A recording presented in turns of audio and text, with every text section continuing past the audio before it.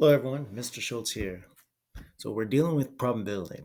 Now, if it deals with geometry like length and area and trying to figure out what is the probability of landing in a certain length or a certain area, that's going to be called geometric probability. All right, so let's go into example 1 of 7-3. So point X is chosen at random on PS. Find the probability that X is RS. All right, well, what's the length of PS? PS is going to be 4 plus 11 plus 10.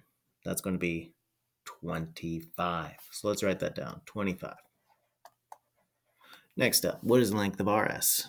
RS is 10. So the probability of landing in PS would probably be, I'm sorry, not PS, RS, sorry. That's going to be 10 over 25. Or if we multiply this out, times 4 on the top, times 4 on the bottom, that's 40 over 100, or 40%. All right, let's go on. Example 2.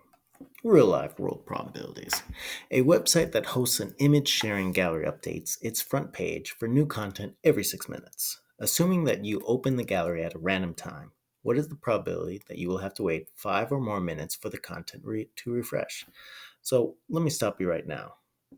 You do not need to write this whole entire thing out. You can shorten it up for just the basic information. So, for example, I'd probably write down updates every 6 minutes. And it says, what's the probability of waiting 5 or more minutes? All right, well, the time in between waiting 5 or more is going to be 1. So find P waiting 5 minutes or more. So it's going to be 1 over 6, which should be around, I think that should be around 17%. Now, for those of you that really want to look it up, go ahead and divide 1 by 6, and we can tell what is the correct response.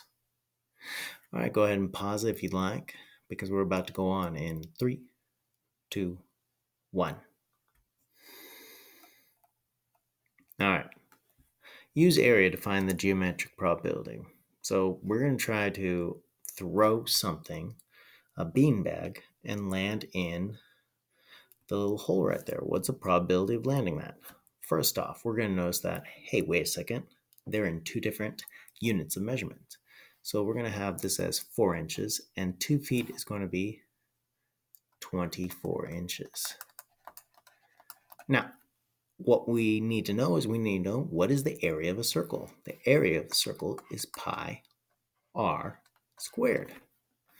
So we understand that the radius is half the diameter.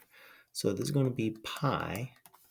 The radius of this one would be 2 squared over, so the probability of hole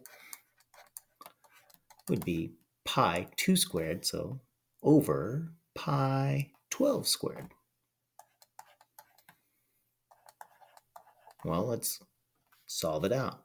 Pi divided by pi would cancel out. 2 squared is 4, and 12 squared is 144. Now I could divide by 2, and I'd get 2 over, 72, and then divide by 2 again, and I get 1 over 36. And now what I would do is I would divide 1 by 36, and I would see what I'd get.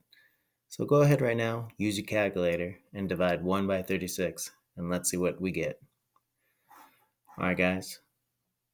We're going to stop right here because we have 2 more examples, but they're going to be for the other video. Let's go on in 3, 2, 1.